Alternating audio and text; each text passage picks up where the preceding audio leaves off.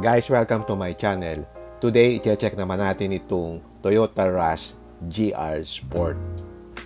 Ito yung top of the line ng Toyota Rush na merong GR badge. Ano ba yung GR? Ito yung Gazoo Racing ng Toyota. I-check natin yung mga features niya at medyo i-compare natin ng konti dito sa Toyota Avanza at saka dun sa Toyota Veloz. So halika, simulan na natin.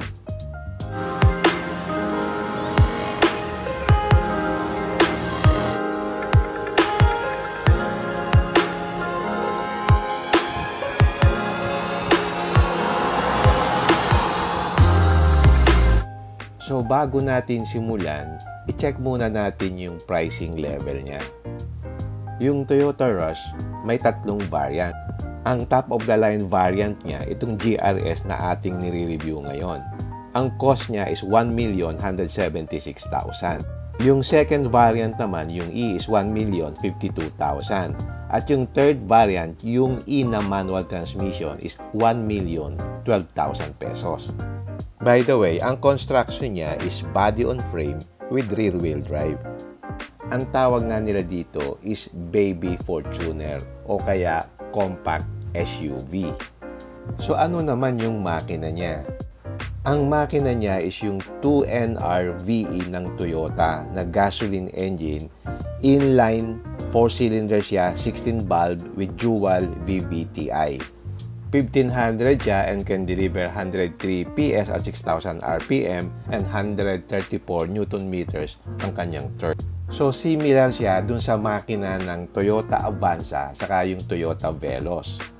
Since rear-wheel drive siya, yung kasanang makina nakaparallel dun sa body kasi meron siyang propeller na nakakabit ngayon dun sa differential. Unlike yung mga Avanza na o saka Veloz, naka-transversion kasi front-wheel drive sila. And by the way, ang transmission niya is 4-speed automatic. Sa exterior, ang pagkakaiba lang niya sa lower variant, yung mga body cladding at saka yung bumper treatment. Yung kanyang front grille, ngayon naka-smoke na chrome na. Tapos yung may different design yung front bumper, tapos merong side body molding, and then yung rear bumper niya, saka merong badge na GR. Yung kanyang headlamp ay smoke LED. Tapos meron siyang clearance lamp na LED with line guide. And then meron siyang front fog lamps. At dito naman sa baba ng bumper, meron siyang highlight na similar din ang color doon sa front grille. So simple lang ang design niya, very basic with a high ground clearance of about 220 mm. So okay itong gamitin sa probinsya kasi nga mataas yung ground clearance. So may panlaban ka sa baha. Saka rear wheel drive siya. So mas matibay siya than the front wheel drive. So check natin yung side profile. So ang unang mga mapapansin dito, meron siyang side body molding na may nakalagay na GR na badge. Power folding naman yung kanyang side mirror with turn signal. Body color din yung kanyang side mirror, pati na yung door handles. Tapos, around the window line, meron siyang chrome na trim. Meron din siyang roof rail at saka yung fin type na antenna. Sa likod naman, yung kanyang rear combination lamp is LED na rin. Tapos, meron siyang rear spoiler with third brake light at meron din siyang rear window defogger at saka yung wiper. Meron din siyang badge dito sa likod sa baba ng tail light, no? And then dito sa bandang baba, dito sa may bumper sa lower portion, meron siyang GR badge na parang naka-emboss. Okay din naman yung design ng mugs niya. Ang tires niya is 215/60 size 17. Yung kanyang front suspension is MacPherson strut with stabilizer. Tapos sa likod, axle type with 5-link. Sa likod, naka-leading trailing drum brake siya. Tapos sa harap, naka-ventilated na disc brake. So check naman natin kung anong itsura ng interior. Yung door panels niya is plastic. Makita mo itong trim na white na to plastic yan. Pero sinasimulate niya yung itsura ng leather. Kaya makita po parang may stitching. Pero in reality, that's plastic. And then meron dito ang counting leather trim. Yung mga window switches niya made of plastic. And then itong handle dito is naka-chrome and then old school design. Yung front na upuan dito sa driver side ay 6-way manual adjust. Doon naman sa passenger side ay 4-way manual adjust. Napansin ko marami siyang cup holders dito sa front area. Tigalawa dito sa dalawang side. Tapos dito sa gitna is 3. So a total of 7. Napakasimple lang ng dashboard. Dito sa corner meron siyang aircon vent na naisasara. Check natin yung manibela kung nagte-telescope siya. Hindi siya nagte-telescope pero natitilt naman siya. Simple lang yung steering control. Nandiyon lang yung control ng information display saka yung control ng audio at saka yung sa telephone. Leather wrap naman yung kanyang steering wheel and electronic power steering to kaya magaan yung manibela. Analog din yung kanyang gauges tapos dun sa gitna parang merong digital portion. Yung head unit niya may 7-inch display, it's Apple CarPlay and Android Auto ready. Meron din siyang AM, FM, saka Bluetooth at saka yung voice command. And then dito sa lower portion nandito yung control ng aircon. Simple lang yung sa thermostat saka sa fan control. And then nandito yung 12 volt socket. At ang ignition system niya is push start na din. At sa lower portion ng dashboard, merong white na trim na kakulay nung sa pintuan. Itong kanyang gear shifting design is gated. Ito na yung old school na design. Ewan ko bakit ginagamit pa ito ng Toyota. At yung kanyang handbrake is manual. Okay, check natin dito sa upper portion. So, merong vanity mirror dito sa driver side. At dito naman sa passenger side, meron ding vanity mirror na meron namang ilaw. Okay, dito naman sa gitna merong sunglass holder. Tapos yung ilaw niya is ordinary lang, hindi siya LED. Yung kanyang headliner is beige in color. Tapos maganda yung headroom kasi mataas yung bubong niya. Okay, check natin yung second row. So napansin ko meron siyang cup holder dito sa taas at dito sa bandang baba meron ding cup holder. Bale, 4 yung cup holders dito sa second row, tapos 3 doon sa harap, and then another 2 doon sa likod. So, ang total niya, 13 cup holders. Check natin yung space dito sa second row. Maganda yung kanyang legroom. And then, yung position ng kanyang seats, maganda rin. Tamang-tama lang yung height ng seats, tapos na i-recline mo rin yung upuan. And then, ang maganda rito, na i-move mo pa back and forth itong second row seat. So, ma-adjust mo yung space dun sa third row. And meron siyang 3 aircon vents na nakahang dito sa ceiling, dito sa second row. Yung ganyang setup lang ng aircon, medyo hassle magpalinis.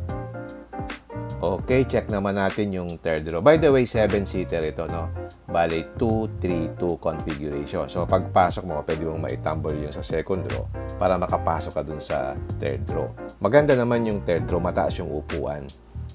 So, medyo comfortable dito sa third row compared with other cars in its class. Yung cargo space naman dito sa likod, maganda na itutupi mo yung second row seat. So, pag nakatupi yun ng total, malaki na yung space na magagamit mo na kargahan. Dito sa third row, meron ding 12 volt socket, meron ding speaker, at saka yung additional na cup holder. Okay, sarado na natin tong likod. So, manual lang yung pagkasarado. Wala siyang automatic tailgate function. Sinilip ko din yung pang-ilalim. Axle type siya with 5-link. Makita mo yung rear differential. And then yung kanyang reserva, mags din, hindi siya yung steelys. Okay, let me share my thoughts. Ang una kong comment yung kanyang positioning. Sa pricing kasi, ang kanyang position is in between the Avanza and the Veloz. Kukompare ko lang yung top of the line models. Itong Rush is 1,176,000. Tapos, mas mahal sa kanya yung Veloz na 1,265,000. So, ang price difference is 89,000. At ito namang Avanza, nasa lowest portion at 1,059,000. So, kung buyer ka, medyo mako-confuse ka kung ano yung bibilihin mo. Kasi pare-pareho lang yung makina nila, magkakaiba lang yung configuration. If you check the curb weight nito, mas mabigat siya kaysa Avanza at saka sa Veloz. Kasi meron siyang ladder frame chassis. So, for the same engine, in terms of fuel efficiency, medyo apektado siya because of yung power to weight ratio. Saka for an engine with only 103 PS, parang underpowered to. Just imagine hauling 7 people with this amount of horsepower, parang bitin siya. And then yung kanyang transmission is only 4-speed automatic. Ang hindi ko rin mag-gets dito, nilagyan ng Toyota ng GR badge. Ano ba yung ibig sabihin ng GR? Parang Gazoo Racing. Di ba dapat merong performance enhancement? Kahit sa engine man lang, pero wala, di ba? So, it's only on the aesthetics, yung exterior look lang. And when you look at the interior, parang dated na siya. So, kung i-compare mo siya sa competition niya, parang ang layo na nila. Parang old school na ito. Pag chinek mo yung interior ng Veloz compared dito, mas advanced yun. Mas maganda yung design ng interior niya. On the positive side naman, yung kanyang body-on-frame construction, medyo mas sturdy ito. So, pwede ito talaga pang hauling. And of course, ang isang advantage pa nito is parts are readily available, saka cheap yung kanyang maintenance. So, suitable ito sa mga buyers na simple lang yung taste.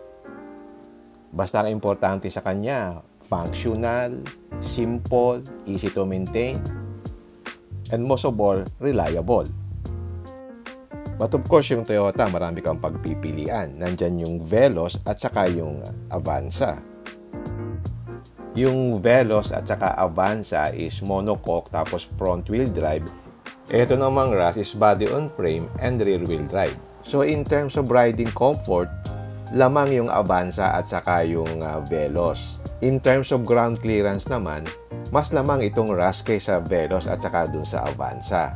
So kung sa probinsya mo gagamitin, mas nire-recommend ko itong Rush kasi parang mas sturdy siya than the front wheel drive na Avanza at saka sa Veloz. Yung dalawang yun, maganda yun sa city driving. So, in terms of product positioning, parang nawala na siya ng established position sa market. Ito na lang yata yung rear wheel drive doon sa price range niya. So, kung bibili ka nito, para talagang utility, huwag ka nang umasa na maganda yung interior. Kasi talagang simpleng-simple lang. Parang very utilitarian talaga. Ang isa pa palang maganda naman dito is pareho lang siya ng makina ng Avanza at saka nung Veloz. So, interchangeable yung parts. So, definitely, no problem with the parts availability. Pero kung for family use, mas pipiliin ko na yung Toyota Veloz. Mas mahal lang siya ng 89,000. Pwede mo nang idagdag yon. And you get more features, mas maganda yung ride, tapos marami siyang mga safety features. But then, of course, sa market, marami ka rin namang pagpipilian. So, may mga available din na magandang sasakyan at that price level. Pwede mong tingnan yung Suzuki Ertiga, 7-seater din yan. Ang price niya is 1,181,000. The other option is yung Mitsubishi Expander na 1,328,000. At ang pangatlo is yung Honda BRV. It's 1,390,000. So, please comment down below and I would like to hear from you kung ano yung inyong impression about sa sasakyan na to. Okay, I will end it here. If you like this video, don't forget to like, share, and subscribe. Until next time, see you again in my next vlog. Bye!